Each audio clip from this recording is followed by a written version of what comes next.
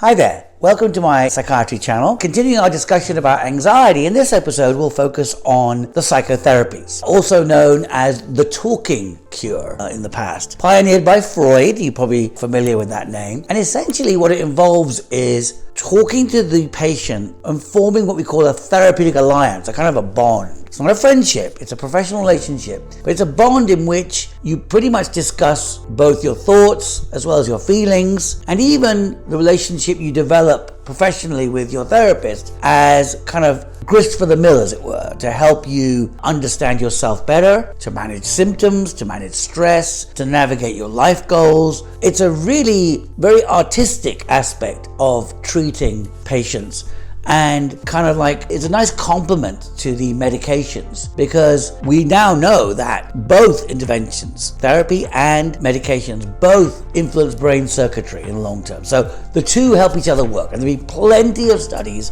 to prove that. So to go through the basics of psychotherapy, essentially when we're doing psychotherapy of anxiety, what we're trying to do is a couple of things. We're trying to take the edge off it. We're trying to make it less intense. We may not be able to eliminate it, but we can have the goal of at least making it less intense and maybe even less often. And that very much depends on how we handle the anxiety in the moment. This is a dilemma that I found many patients face, because we prescribe medications and then we talk about the importance of adjunctive therapy, and then sometimes I'll just get the call because they're in the middle of a panic attack and they want to know what to do. And I'm kind of perplexed, thinking, wait a minute, we were supposed to have you work on therapy skills for this very moment. But it feels like the message maybe get lost in the fog of information. So to remind you all, essentially therapy is supposed to help you, the individual, manage your anxiety in the moment. And really there's nothing better than that, because if you run out of your as needed pills, or you haven't got this, or there's a certain situation, or you're out of town, the only thing you can rely on is yourself. And essentially what we want to help empower you to do just that. Now, we recognize it doesn't happen overnight. Nobody learns skills for overnight, but these are the important skills I like to impart when I'm kind of figuring out a roadmap with my patients.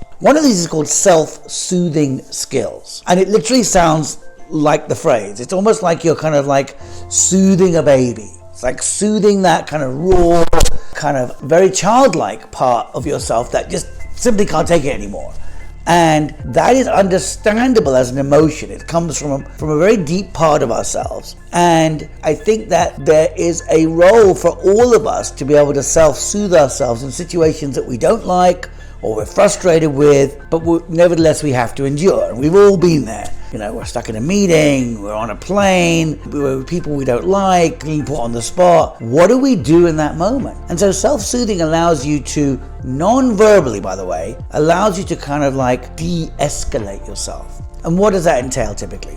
Well, you probably know about things like meditation, mindfulness, but in the moment, really what you can do is take a deep breath and just allow yourself, your body, your hormones to just relax and kind of slow down. You don't have to overthink. All you're allowing yourself is to be. Oftentimes I quote the Beatles here, let it be, I will say to my patients, because they're kind of caught up in the whirl of their thoughts. And that's really important, because when you're extremely anxious, you can't treat anxiety with more thinking. Not extreme anxiety, it doesn't work that way. So that's for extreme anxiety and even panic attacks. If well practiced, it can be very successful in things like reducing the heart rate, reducing palpitations, having these kind of like anxiety spasms kind of less often and less frequent. And if we practice it, we obtain what we call mastery. What that means is that you can't predict when you have your next panic attack or next anxiety episode. But what it does mean is that when it happens, that you can have some sense of how you respond to it. I was going to say the word control. I don't like that word, because it means almost as though you're trying to suppress the anxiety. And that's not what is the intention of mastery. Mastery is to know that within yourself is a set of skills that will soothe your raw emotions in that moment. That you have that skills to soothe yourself. Okay, so that's very much necessary. We practice mindfulness, meditation, deep breathing, distraction. All these things can really help in kind of taking away the physical arousal, because the anxiety had been feeding it up until that point. The second kind of therapy we use, again, in between sessions, is cognitive behavioral therapy. Now, this is literally all over the internet, but essentially what it means is that most human beings with anxiety and even depression have various distorted, what we call thoughts or cognitions. So for example, in anxiety, there'll be, catastrophic thinking. What if this means this, and then what if that means that, and what if, we've probably faced such thinking in the past, or certainly people who think like that. There's something called jump to conclusions thinking, where this means that. Well, not necessarily. There's emotional reasoning. Because you feel a certain intense emotion, it must be that way. There's black and white thinking. Either it's this or it's this. It can't be anything in between. Now, clearly these are distorted thoughts that impair your grip of real reality, right? And so what we want to be able to do is, when we experience such thoughts, not necessarily to fight with them, but to recognize their distorted character and not to indulge them. And CBT helps us recognize that, because in session, therapists will challenge that type of thinking and identify it. And when the patient is challenged and able to identify the thinking, he or she does so themselves in between sessions, when inevitably anxiety is going to uptick with these kind of thoughts. And if they're bought into, very important, if they're bought into, they will likely cascade. And so that's another form of therapy that is very commonly used for anxiety disorders. Another form of therapy which we use for anxiety is what we call kind of graded exposure. It's specifically for things like phobic behaviors, where you're so anxious you avoid anything to do with that. But of course, as you know, if you avoid something, it's going to loom larger in your head than if you actually did it. And this is a good segue to be able to repeat the adage, feel the fear and do it anyway. I'm sure you've heard of that book.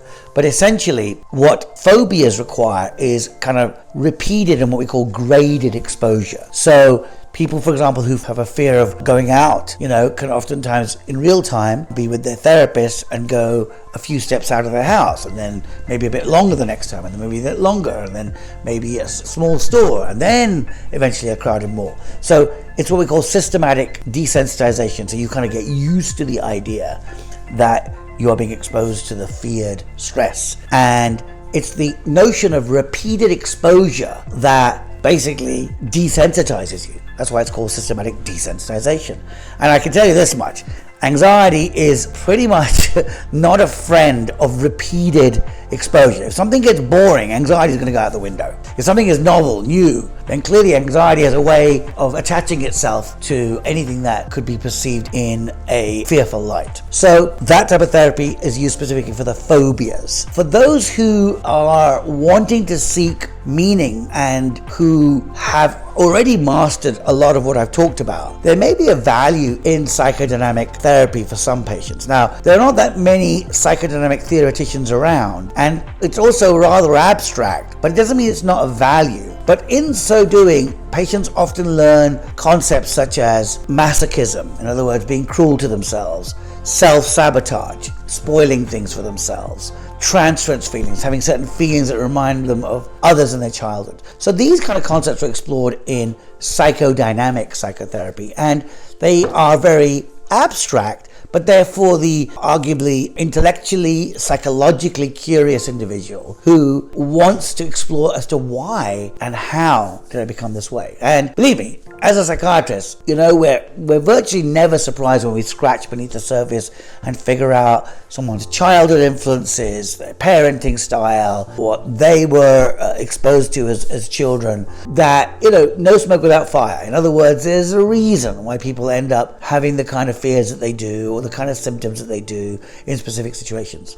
So that, in a nutshell, is the therapies. We are going to continue our dialogue about anxiety. Again, simply because it is such a large topic, it's hard to cover in one 10-minute video. But I will move on to the disorders in our next video. Thank you very much. Have a great day. Stay healthy.